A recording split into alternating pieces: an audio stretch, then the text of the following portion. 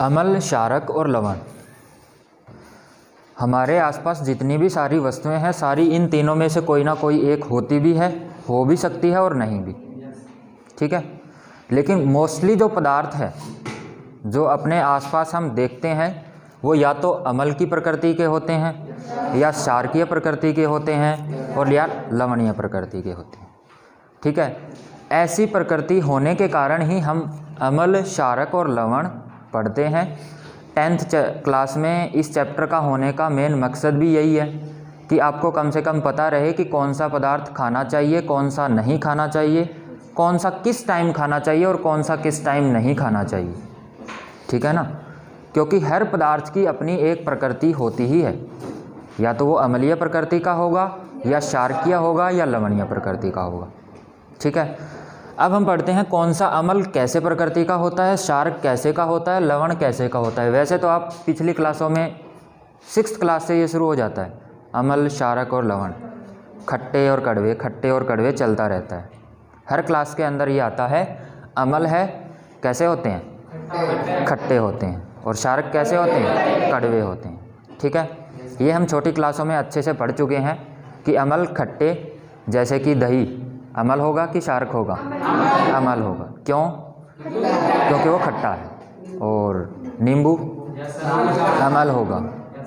थोड़ी बहुत साबुन भी आपने चख के ज़रूर देखी होगी, कड़वी होती है, खट्टी तो नहीं होती। तो किस प्रकृति की होगी वो? क्षारकीय प्रकृति की। ठीक है ना, तो हमारे पास एक पता चला हमें, खट्टा और एक कड़वा। अब कुछ ऐसे भी होते हैं जैसे कि नमक। नमक तो खाया होगा, खट्टा होता है, कड़वा होता है, ना ही कड़वा होता ना ही खट्टा होता, ना ही तो ये ना ही तो ये, यानी कि ना ही तो खट्टा और ना ही कड़वा, ना ही खट्टा ना ही कड़वा, उसका अपना अलग स्वाद है ना। ऐसे जो होते हैं उनको हम कहते हैं लवण। जो कड़वे होते हैं उनको हम कहते हैं क्षार, और जो खट्टे होते हैं उनको हम कहते हैं अम्ल। ये जो पिछली क्लासों में आप पढ़ चुके हो यहाँ तक। अब इसके बाद बात आती है कि हर पदार्थ को क्या हम चख कर देख सकते हैं कि वो खट्टा है या कड़वा है? नहीं देख सकते, क्योंकि वो हानिकारक भी हो सकता है। ठीक है ना, तो इसलिए हमने क्या किया कि कुछ और तरीके अपनाए अम्ल, क्षारक और लवण को पता करने के। ठीक है, कि कौन सा अम्लीय विलयन है या कौन सा अम्लीय प्रकृति का है, कौन सा क्षारकीय प्रकृति का है और कौन सा लवण है। इसके लिए हमने कुछ अलग तरीके बनाए, और उन्हीं तरीके को जिससे हमें ये पता चलता है, जिन तरीक़ों से या जिन पदार्थों से हमें ये पता चलता है कि कोई पदार्थ अम्ल है या क्षारक है या लवण है, उन पदार्थों को हम क्या कहते हैं? उन पदार्थों को हम कहते हैं सूचक। क्या कहते हैं? सूचक। तो सूचक क्या होंगे? जो हमें ये बताएंगे कि कोई पदार्थ अम्ल है, क्षारक है या लवण है। क्लियर है? तो एक क्वेश्चन यहाँ से बनता है क्या, कि सूचक क्या होते हैं? क्वेश्चन जो हमें अम्लीय क्षारकीय प्रकृति के बारे में बताएंगे, ये 2 प्रकार के होते हैं।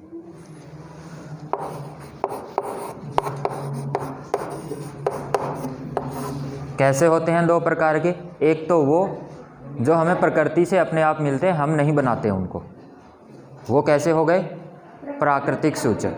जो हमें प्रकृति से प्राप्त होते हैं या जिनको हमें मतलब नहीं बनाना पड़ता, बस हम उनको यूज करते हैं सीधा, वो होते हैं प्राकृतिक सूचक। और दूसरे हमारे द्वारा बनाए गए, वो कौन से होंगे? मानव निर्मित या संश्लेषित सूचक।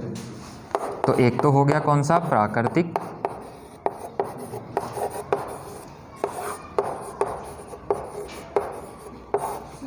और दूसरा संश्लेषित।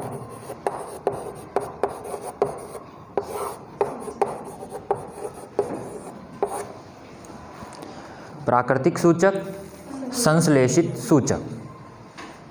ठीक है, प्राकृतिक सूचक, इसके बारे में वैसे तो आप लिख ही सकते हो, लेकिन इसके एग्जाम्पल बता सकते हो क्या? लिटमस पत्र। लिटमस पत्थर है, यह भी हमें प्रकृति से मिलता है। और एक है हल्दी, ठीक है। संश्लेषित सूचक वो जो हम बनाते हैं या हम संश्लेषित करते हैं, इसके भी कुछ एग्जाम्पल है, जैसे कि फिनेफ्थलीन,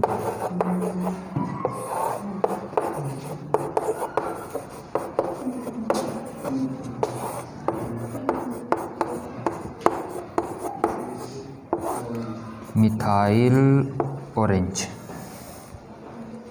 संश्लेषित सूचक के ये दो एग्जाम्पल प्राकृतिक सूचक के। ऐसे भी पूछ लिया जा सकता है कि प्राकृतिक सूचक क्या होते हैं, उदाहरण दीजिए, या ऐसे भी पूछा जा सकता है संश्लेषित सूचक क्या होते हैं, उदाहरण दीजिए। इसके बाद सूचक तो हमने कर लिया जो हमें अम्ल या क्षारक के बारे में बताएंगे। अब क्वेश्चन ये आता है कि ये हमें कैसे बताएंगे कि ये अम्ल है और ये क्षारक है, हमें कैसे पता चलेगा? क्या इनके मुंह है? बोल के तो बताने वाले हैं नहीं, हमें ही पता करना पड़ेगा कि कौन सा कब क्या होगा किसके अंदर, तब हमें ये पता चलेगा कि अब ये अम्ल है, यानी कि इनके अंदर क्या परिवर्तन आएगा जब हमें पता चल जाएगा कि पक्का अब अम्ल है और अब क्षारक है। तो इनके रंग में परिवर्तन आता है, चारों के अंदर ही रंग के अंदर परिवर्तन आएगा और उसी से हमें पता चल जाएगा कि अब अम्ल है और अब क्षारक है, ठीक है। तो अब उन रंगों के बारे में भी हमें पता होना चाहिए। पहले हम बात करते हैं चारों की बात कर लेते हैं एक साथ ही, है ना। लिटमस पत्थर है, उसका रंग कैसा होगा? किसमें? अम्ल में और क्षारक में।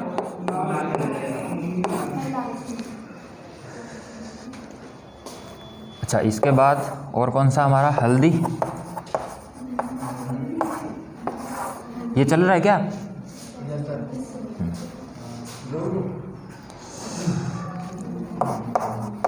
फिर है अपना फिनेफ्थलीन और अब इसके अंदर सबसे पहले बात करते हैं लिटमस की। लिटमस अम्ल के अंदर हमेशा लाल होगा, नीले से लाल ऐसे याद मत रखो इसको, ना ही ऐसे आपको समझना है। अम्ल लिटमस है, अगर हमने अम्लीय सॉल्यूशन या किसी भी सॉल्यूशन के अंदर डाला और लिटमस पत्थर हमारा लाल रंग का हो गया तो वो कैसा होगा? अम्ल ही होगा हमेशा, क्लियर है ना। और अगर नीले रंग का हो गया क्षारकीय होगा, क्लियर है। अच्छा, ये लिटमस पत्थर है, इसका पहले रंग कैसा होता है? इसका पहले जब ना ही तो ये अम्ल के अंदर डाला गया है ना ही इसको क्षारकीय सॉल्यूशन के अंदर डाला गया, तब इसका कैसा रंग होता है? तो इसका रंग होता है बैंगनी। ये भी आपको ध्यान रखना है। ये बैंगनी रंग कब है? जब ना ही तो अम्लीय और ना ही क्षारकीय। लिटमस पत्थर के बारे में अपना हो गया। लाल कब होगा, नीला कब होगा? हर एक पॉइंट से एक क्वेश्चन राइज हो सकता है, ठीक है ना। तो इसके अंदर कोई बदलाव नहीं होता।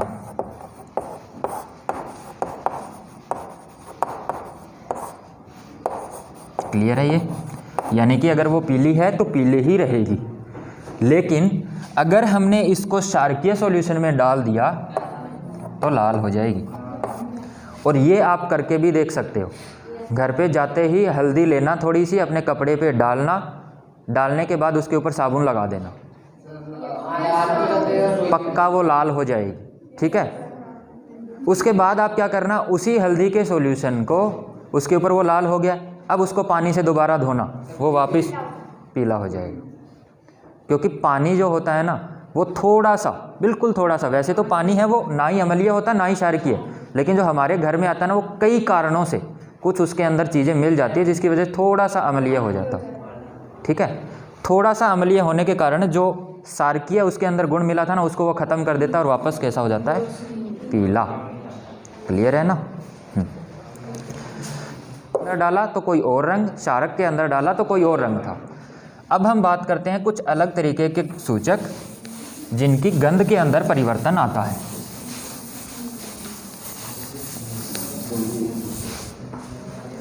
होगा कि अम्लीय और क्षारकीय विलयन के अंदर जिसकी गंध के अंदर बदलाव, जिसकी स्मेल के अंदर कुछ बदलाव आता हो, वो क्या होंगे? गंधीय सूचक।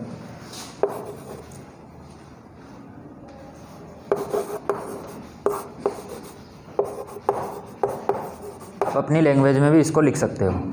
जिन पदार्थों की गंध में क्षारकीय तथा अम्लीय विलयन की वजह से बदलाव आता है वो क्या कहलाते हैं? गंधीय सूचक। क्लियर है?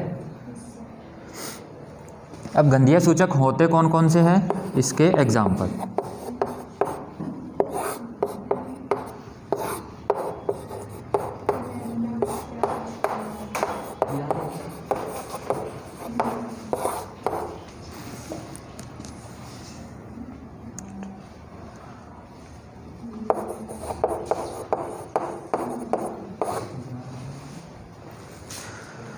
प्याज, वेनिला, लौंग, लौंग इलायची, वही वाली लौंग, ठीक है।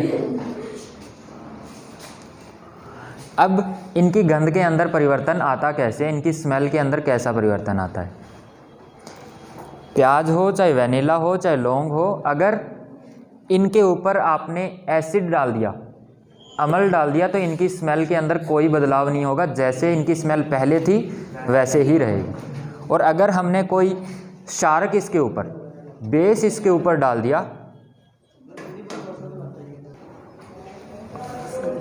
हाँ, तो इनकी गंध के अंदर परिवर्तन कैसे होगा? जब हम इसके ऊपर अम्ल डालेंगे और क्षारक डालेंगे। तो अम्ल जब डालेंगे तो प्याज हो, चाहे वेनिला हो, चाहे लौंग हो, चाहे कोई गंधीय सूचक हो, कोई परिवर्तन नहीं आएगा। और अगर हमने उसके ऊपर कोई क्षारकीय विलयन डाल दिया, कोई क्षारकीय सॉल्यूशन डाल दिया, तो क्या होगा? उनकी गंध के अंदर परिवर्तन होगा। और कैसा परिवर्तन होगा? बदबू आएगी। गंध में परिवर्तन ऐसा होगा कि प्याज के अंदर जो स्मेल है वो तो आपको सबको पता है कि कैसी आती है। जैसे ही हमने इसके ऊपर थोड़ा सा भी क्षारकीय सॉल्यूशन डाल दिया तो इसकी गंध गायब हो जाएगी, ठीक है ना। इसके अंदर से कोई गंध नहीं आएगी। ऐसे परिवर्तन होगा, ऐसे नहीं कि वो ज़्यादा आने लग जाएगी या कम, ठीक है। ऐसे ही वेनिला और ऐसे ही लौंग के। क्लियर है? तो इनके गंध के अंदर परिवर्तन कैसे, जैसे मैं एक के लिए लिखूं, प्याज के लिए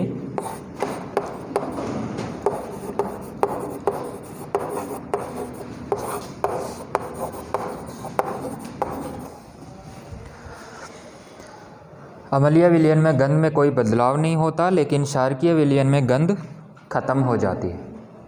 अब आपसे एक क्वेश्चन पूछ लिया जाए कि एक प्याज है जिसके अंदर से बिल्कुल भी स्मेल नहीं आ रही है, क्या कारण हो सकता है? हाँ, उसके ऊपर क्षारकीय विलयन पक्का डाला गया है। क्लियर है?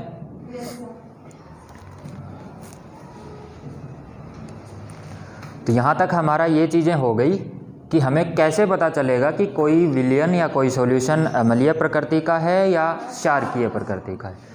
पहले जो सूचक हमने पढ़े थे, ये गंधीय सूचक उससे थोड़े से ज़्यादा इंपॉर्टेंट है। क्लियर है?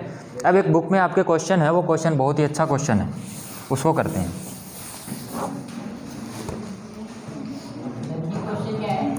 आपको 3 प्रखनलियाँ दी गई है, इनमें से एक में आश्रित जल एवं शेष 2 में, एक में अम्लीय विलयन और दूसरे में क्षारकीय विलयन है। ठीक है, 3 प्रखनलियाँ दी गई है। प्रखनली कुछ कुछ ऐसी ही होती है।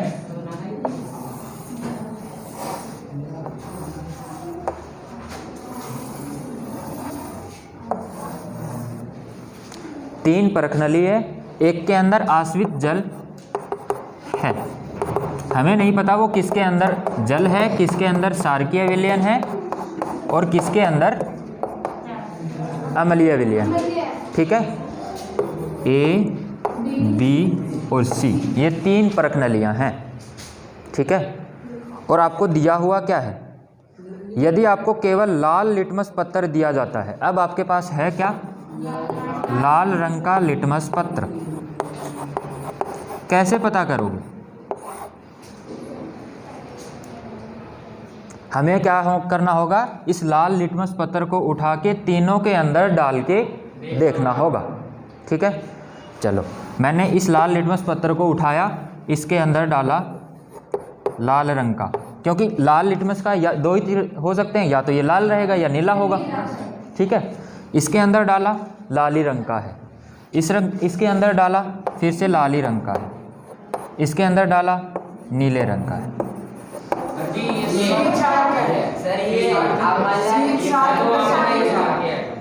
ये शार्क है, चलो ये तो पक्का कंफर्म हो गया, ये तो पक्का कंफर्म हो गया शार्क है। अब ये भी लाल ये भी लाल, इन दोनों में से कौन सा पानी और कौन सा अम्ल?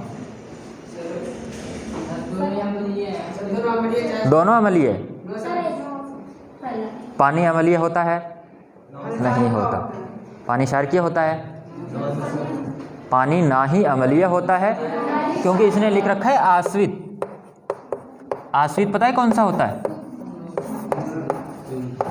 आश्रित जल वो होता है जब हम पानी को गर्म करते हैं, उससे भाप बनती है और उस भाप को वापस पानी बनाते हैं। ठीक है, यानी कि बिल्कुल शुद्ध पानी। क्लियर है? कोई भी अशुद्धि नहीं है उसके अंदर। और जो आश्रित जल होता है उसकी पीएच वैल्यू होती है 7, और वो ना ही तो अम्लीय और ना ही क्षारकीय। क्लियर है? तो अब इनमें से एक आपको बताना है कौन सा पानी है और कौन सा अम्ल है। कैसे बताओगे? लिटमस पत्थर आपके पास वही है, और पता करने का तरीका भी यही है कि अगर आपके पास लिटमस पत्थर है तो इनके अंदर डाल के ही पता चलेगा। देखो अब इधर हमने क्या किया था, इसके अंदर डाला तो वो लाल ही रंग का था। हाँ, यहाँ पे जो आपका दिमाग लग रहा है उसे ही कहते हैं CCT। क्लियर है? जो आपके पास लिटमस पत्थर एक ही है, लेकिन जब हमने इसके अंदर डाला तो वो लाल रंग का था। ठीक है, इसके अंदर डाला लाल रंग का है, इसके अंदर डालने पर अब वो नीले रंग का हो गया है। ठीक है ना? अब वो लाल नहीं है। क्लियर है? अब क्या करेंगे, उस नीले रंग वाले को इन दोनों के अंदर डालेंगे। इसके अंदर डाला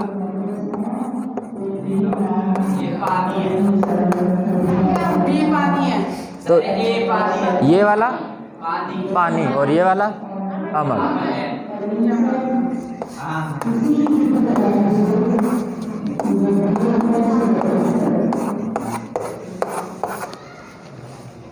पता चल गया तीनों का?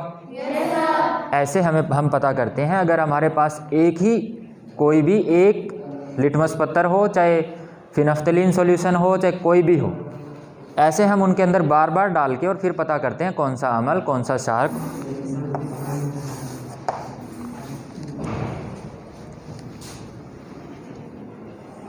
हमारे पास है हल्दी। ठीक है, इसके अंदर भी तीनों के अंदर कोई ना कोई विलयन भरा हुआ है। ठीक है, हमें नहीं पता क्या भरा हुआ है, बस तीनों के अंदर विलयन है। हमें पता करना है कि कौन सा अम्ल होगा, कौन सा क्षारक होगा और कौन सा दोनों ही नहीं है। ठीक है ना? ज़रूरी नहीं दोनों नहीं, वो पानी ही होगा, वो लवण भी हो सकता है। क्लियर है? हल्दी हमने इसके अंदर डाली, लाल रंग की हो गई। इसके अंदर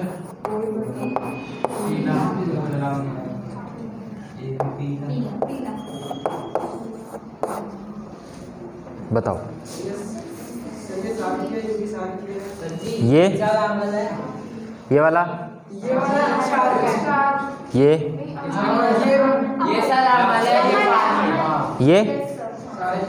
जो इसमें थोड़ा सा क्षारकीय है, लाल हो गया इसलिए, पीला हो गया इसलिए अम्लीय है। इसका पता नहीं। और कोई? बैठ जा, कंफ्यूज हो जा रहे हो।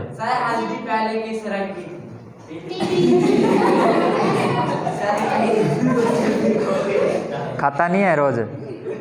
नहीं खाता?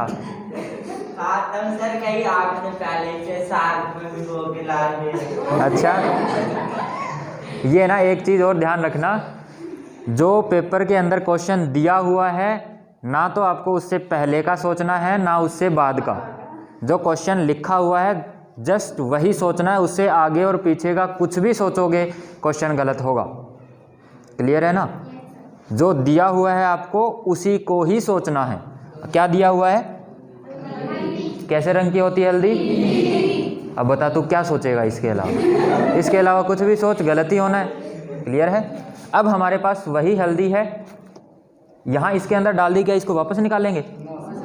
तो दोबारा से हमने हल्दी डाली, पीले ही रंग की रही, यानी जो पीला था वही रंग रहा। ठीक है? या तो ये लवण है या फिर ये अम्ल है। क्लियर है? वापस हमने क्या किया, इसके अंदर जो हल्दी है इसको इसके अंदर डाला, वापस से लाल रंग की हो गई। ये क्षारकीय, ये भी क्षारकीय, ये भी क्षारकीय। इसके बारे में थोड़ी सी कन्फ्यूज़न हो रही है, ये लवण है या कुछ और। ठीक है? तो हमने क्या किया, इसके अंदर जो लाल वाली रंग की जो हल्दी हुई है ना, इसके अंदर हमने डाली, वो लाल रंग की हो गई, उसको हमने वापस निकाला और इसके अंदर डाला। ठीक है? क्या किया, इसके अंदर जो लाल रंग वाली हल्दी थी उसको डाल के इसके अंदर डाला। अगर वो पीले रंग की हो गई तो ये क्या होगा? अम्ल। और अगर उसके अंदर कोई परिवर्तन नहीं आया, वो लाल की लाल ही रही, तो वो कैसा रहा? लवण। क्लियर है ना? तो ऐसे हमें पता करना। इन दोनों का तो हमें पता चल गया, बात इस पे अटक रही है। ठीक है? तो यहाँ से लाल वाली जो हल्दी है उसको निकाल के इसके अंदर डालेंगे। अगर उसके रंग के अंदर परिवर्तन आके वो वापस पीले रंग की हो गई तो क्या हो जाएगा? ये अम्ल हो जाएगा। और अगर वो लाल की लाल ही रही तो क्या होगा? लवण। तो लवण के बारे में अब आपको एक गुण पता चल रहा है, क्या? कि लवण के अंदर चाहे आप लाल रंग का डालो, यानी कि कोई रंग में परिवर्तन कभी भी नहीं आएगा। अगर आपने लाल रंग का लिटमस पत्थर डाला तो वो हमेशा कैसा रहेगा? अगर आपने नीले रंग का डाला तो कैसा रहेगा? अगर आपने बैंगनी रंग का डाला तो कैसा रहेगा? बैंगनी। कोई रंग में परिवर्तन नहीं आएगा। क्लियर है ना? तो ऐसे हम पहचानेंगे लवण को। क्लियर हुआ तीनों? तो ये हमारा हुआ क्या? क्षार। इसके अंदर हमने हल्दी डाली, लाल थी तो वो लाल रही, पीली थी तो पीली, तो ये हो जाएगा लवण, और ये क्षार। ये जो मैं आपको बता रहा हूँ ना कि इससे मैंने निकाल के इसके अंदर डाली और ये लाल रंग, ये आपको क्वेश्चन की फॉर्म में दिया रहेगा वहाँ पे। ठीक है ना? आपको पहले ही क्वेश्चन के अंदर सारी चीज़ें दे दी जाएंगी, बस आपसे पूछा जाएगा कि बताओ ये विलयन के अंदर क्या हो सकता है। क्लियर है ना? क्वेश्चन कैसे, जैसे कि यहीं पे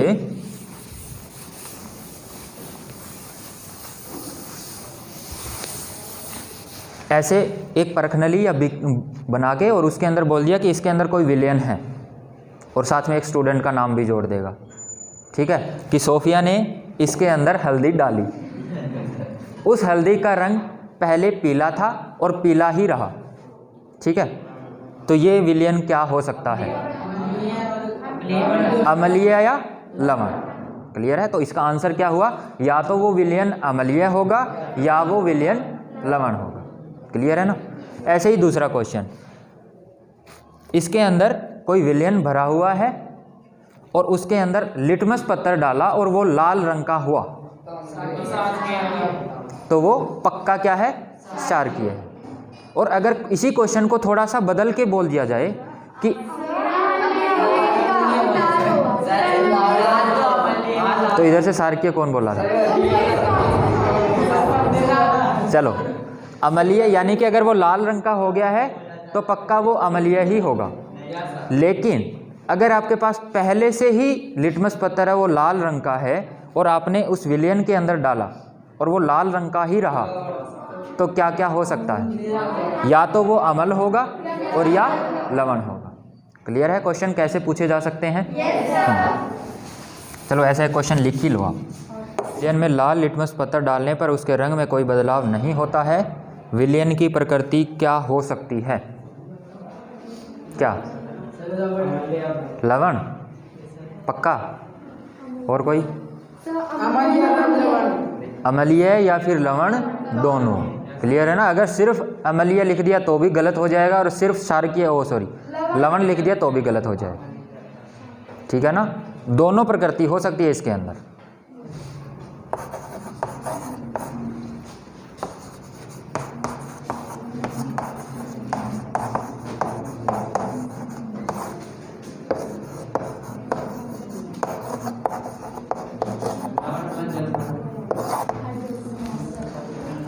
अमल तथा क्षारक की धातु के साथ अभिक्रिया। वैसे तो 3rd चैप्टर में आप इसको पढ़ चुके हो, वहाँ पे हमने पढ़ा था धातु की अमल के साथ अभिक्रिया। ठीक है, अब हम बात करते हैं अमल और क्षारक, क्योंकि हमारे चैप्टर का ही नाम ये है, अमल और क्षारक और लवण। तो अमल, क्षारक और लवण तीनों के बारे में जितनी चीज़ें हम पढ़ सकते हैं पढ़ेंगे। ठीक है ना। तो पहली जो चीज़ अब हम पढ़ रहे हैं, सबसे पहले तो हमने ये सीखा इस चैप्टर के अंदर कि किस पदार्थ को हम अम्लीय प्रकृति का कहेंगे, किसको हम क्षारकीय प्रकृति का कहेंगे और किसको हम लवण कहेंगे। ये अब आपको क्लियर हो चुका है। किसको अम्लीय का कहेंगे? जो या तो खट्टा होता है या फिर नीले लिटमस पत्थर को लाल कर देता है या हल्दी के रंग में कोई बदलाव नहीं आता है। ये सारी चीज़ें, इनकी वजह से हम उसको क्या कहेंगे? अम्लीय प्रकृति का कहेंगे। क्लियर है। ऐसे ही कोई भी पदार्थ आपके पास है, उसको आप क्षारकीय प्रकृति का कब कहोगे? जब या तो वो कड़वा होता है या नाल लिटमस पत्थर को नीला कर देता है या हल्दी को लाल रंग का कर देता है, तो तब हम उसको क्या कहेंगे? क्षारकीय। और किसी भी पदार्थ को हम लवण कब कहेंगे? जब उनके रंग में, यानी कि कोई भी हमने इंडिकेटर या सूचक लिया और उसके रंग में कोई बदलाव नहीं आया, तब हम उसको क्या कहेंगे? लवण। क्लियर है। तो ये सारे के सारे हम इसके अंदर पढ़ने वाले हैं अब, अमल, क्षारक और लवण। क्लियर है। सबसे पहले अमल और क्षारक की धातु के साथ अभिक्रिया, कि ये कैसे करेंगे धातु के साथ अभिक्रिया, क्या बनाएंगे। क्लियर है।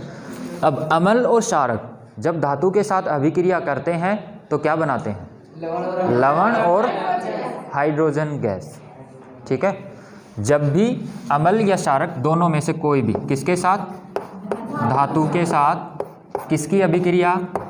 अमल की हो या फिर क्षारक की, दोनों में से किसी भी एक की हो तो क्या बनेगा? एक तो लवण बनेगा। ये लवण किसका बनेगा? इस धातु का। अगर मान लो यहाँ इस पे धातु है वो सोडियम है, तो वहाँ पे लवण किसका बनेगा? सोडियम का। अगर यहाँ पे धातु मैग्नीशियम है तो वहाँ पे लवण किसका बनेगा? मैग्नीशियम का। यहाँ पे जो धातु है उसी का वहाँ लवण बनेगा। क्लियर है ना। और साथ में निकलेगी क्या? Hydrogen gas.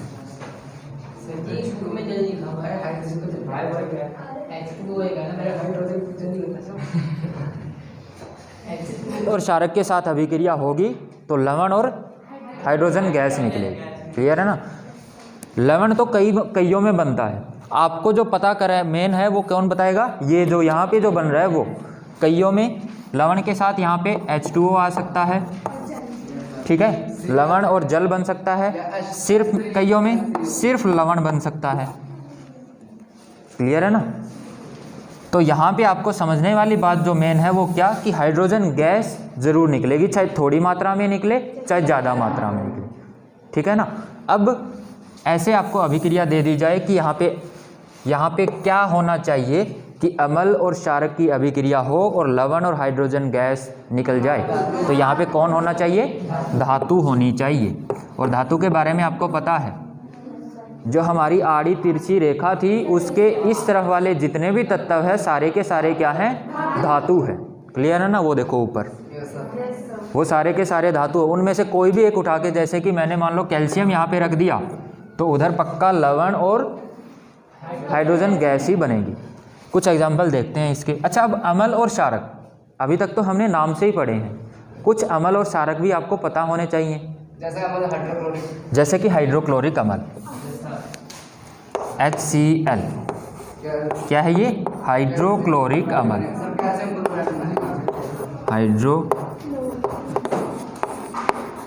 ये कौन सा अमल होता है?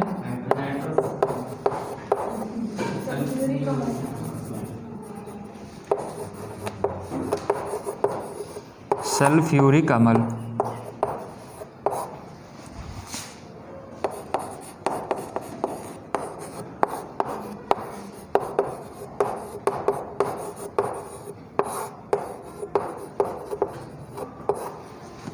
नाइट्रिक अम्ल,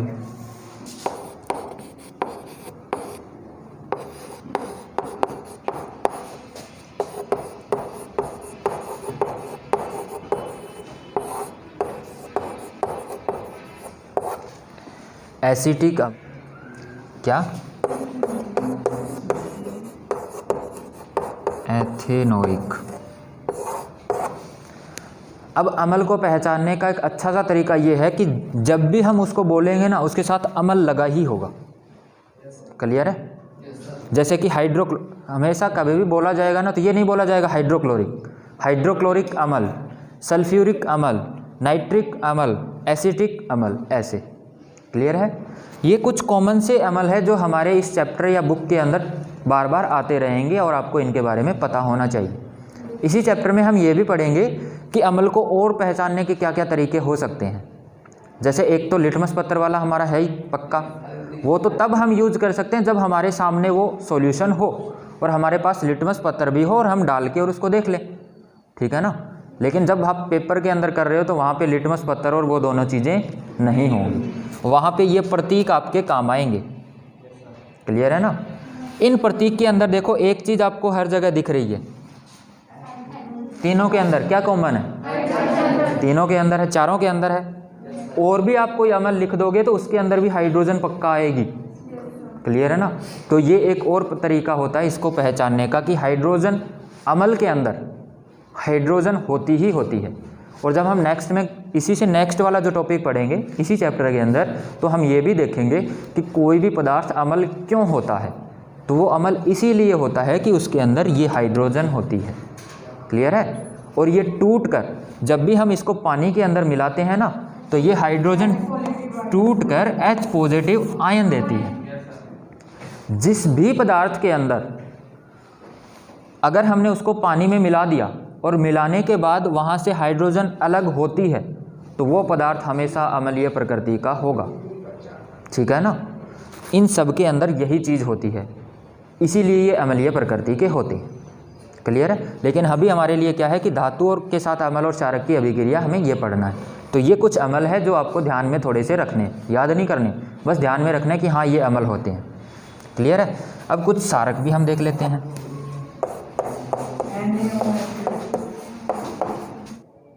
यहाँ पे जब हमने इनको पानी के अंदर मिलाया था तो टूट के क्या निकला था?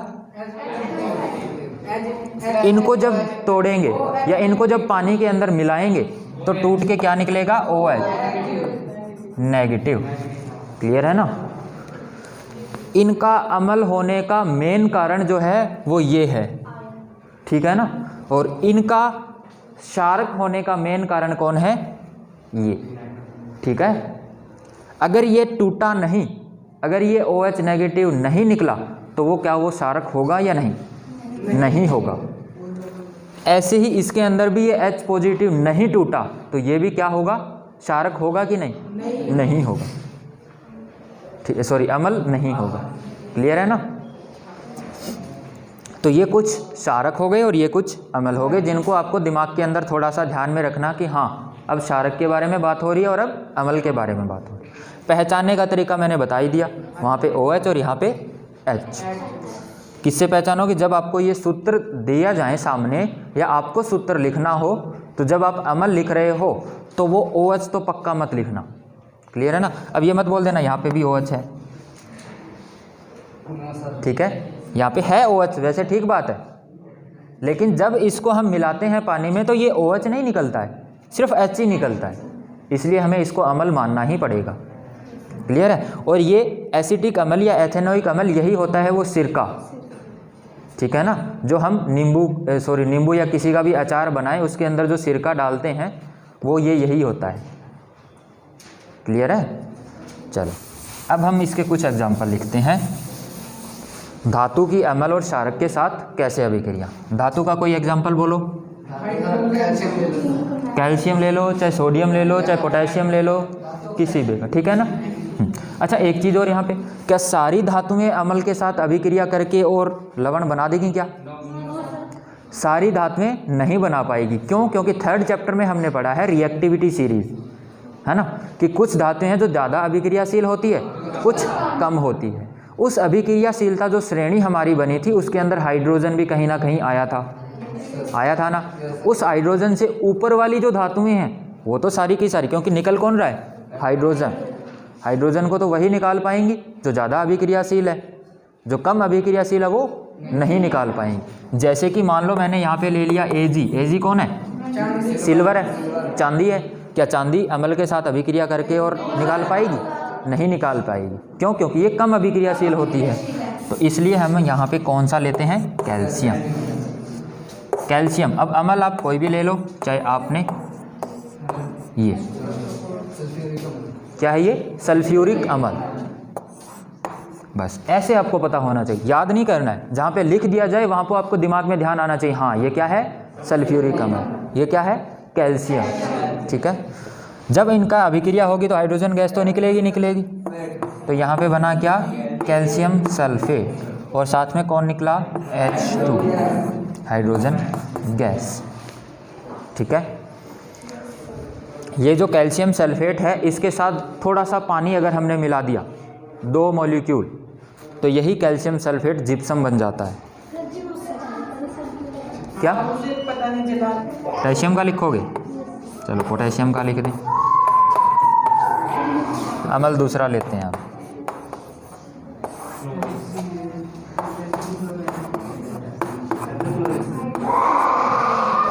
ये कौन सा अम्ल है?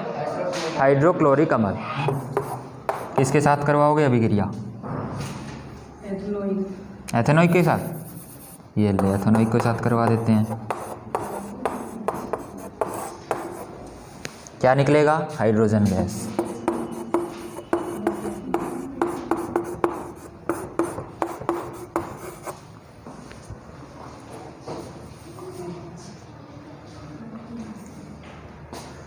क्लियर है? 3 अलग तरीके के एग्जाम्पल। बस आपको पता दिमाग में क्या रखना है? दिमाग में ये रखना है कि धातु अम्ल के साथ या क्षारक के साथ अभिक्रिया करेगी तो क्या बनाएगी? लवण और जल। यहाँ तो हमने अम्ल के साथ अभिक्रिया करवा ली, एक आधा क्षारक भी ले लो।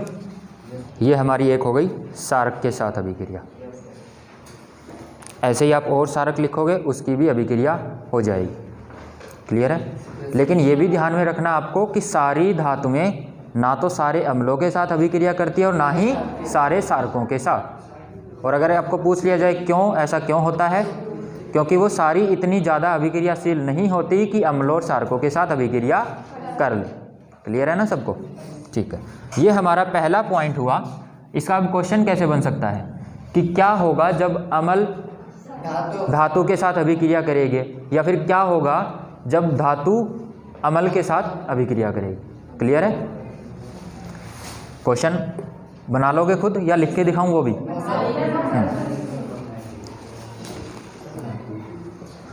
चलो इसी को थोड़ा सा और, जो ये अभी हमारी अभिक्रिया हुई है, इसी को थोड़ा सा करके फिर ख़त्म करेंगे। पहला क्वेश्चन तो हमारा हो ही गया।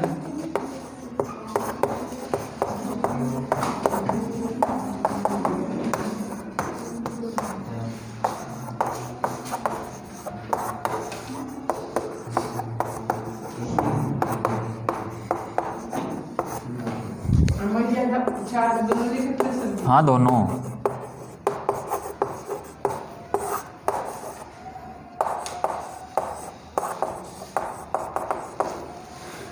क्या होता है जब अम्ल धातु के साथ अभिक्रिया करता है? इसी का दूसरा क्वेश्चन, क्या होता है जब क्षारक धातु के साथ अभिक्रिया करता है? 2 क्वेश्चन हो गए, आंसर खुद लिखोगे। ठीक है? और कॉपी में, आपकी फेयर कॉपी में होने चाहिए।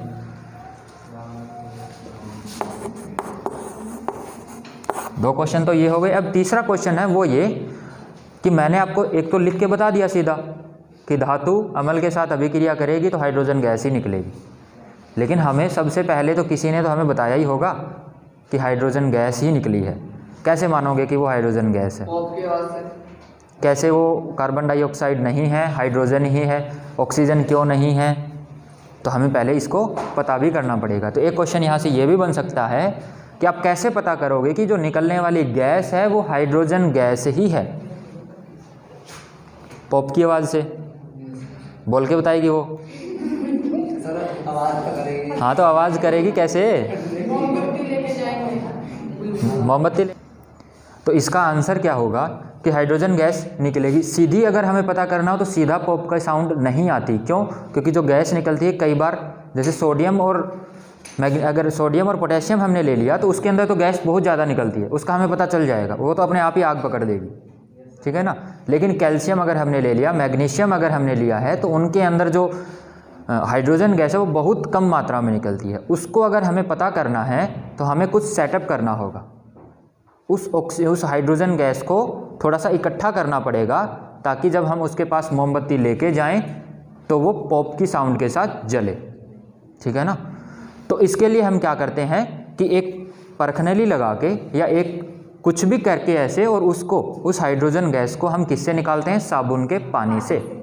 और आपको पता है साबुन के पानी से चाहे आप कोई सी भी गैस निकालो, क्या निकलेंगे, बुलबुले निकलेंगे, गोल गोल बुलबुले उससे ऊपर उठेंगे। और उन बुलबुलों के अंदर अगर हमने जो गैस निकाली वही गैस उन बुलबुलों के अंदर भरी होती है, चाहे आपने हाइड्रोजन निकाली हो, चाहे आपने ऑक्सीजन निकाली हो, कौन सी भी निकाली हो। तो यहाँ पे जो गैस निकल रही है वो साबुन के पानी से होके, और जब जाएगी तो ऊपर बुलबुले उठेंगे। उन बुलबुलों के पास अगर हमने मोमबत्ती लेके गए और मोमबत्ती लेके जाने पर अगर पॉप की साउंड आई तो गैस कौन सी होगी, पक्का हाइड्रोजन गैस। क्लियर है ना। तो इसका आंसर क्या होगा,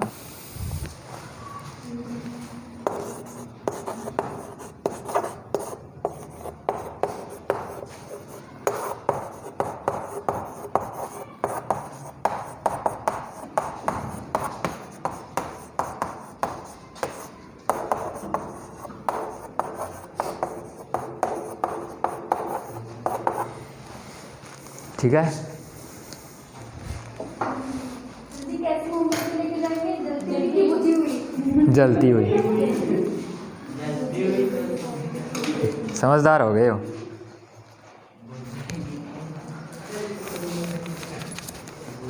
लिख लो जलती हुई यहाँ पे।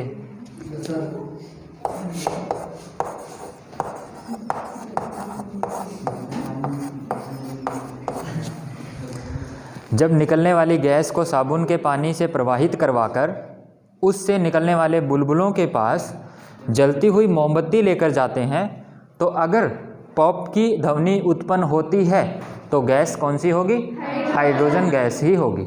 एक तो इस क्वेश्चन की फॉर्म में पूछा जा सकता है कि हम कैसे पता करेंगे कि धातु और अधातु के साथ अभिक्रिया करने पर हाइड्रोजन गैस ही निकलेगी। एक दूसरा क्वेश्चन इस पूरे आंसर को क्वेश्चन में दे दिया जाएगा, ठीक है, और सिर्फ ये पूछा जाएगा कि पॉप की आवाज़ आती है, गैस कौन सी होगी, तो कौन सी गैस होगी, हाइड्रोजन गैस। और यहीं पे अगर ये, चलो वो नेक्स्ट टाइम, यहाँ आज की क्लास यहीं पे